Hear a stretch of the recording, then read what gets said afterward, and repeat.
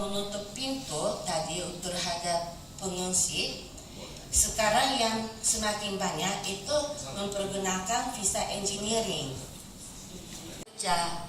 Kalau di kontrak kerja mereka mungkin akan dijadikan sebagai programmer atau apa, tapi di lapangan mereka dijadikan buruh kasar.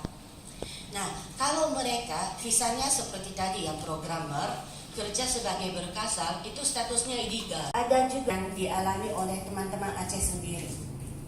Ada juga pemotongan liar. Alasannya tidak jelas, tapi tetap dipotong 3 juta atau 4 juta setiap tahun, setiap bulan. Dan juga dilarang beribadah, dilarang berpuasa.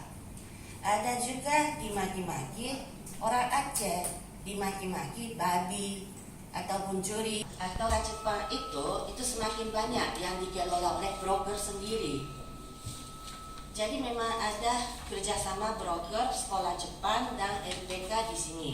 Yang kedua, mengajar misalnya seperti BP3 TKI misalnya, tolong mengajar hukum dan peraturan di negara tujuan kepada calon-calon TKI.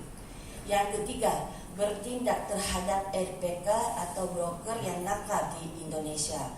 Legal, sah, tapi kenyataan di Jepang mereka menjadi ilegal. Mereka tidak sadar hal itu. Bagus di Jepang, tapi lapangannya bukan, kenyataannya bukan seperti itu. Dan saya mau sedikit ini ya tambahkan yang tren sekarang itu belajar sambil kerja.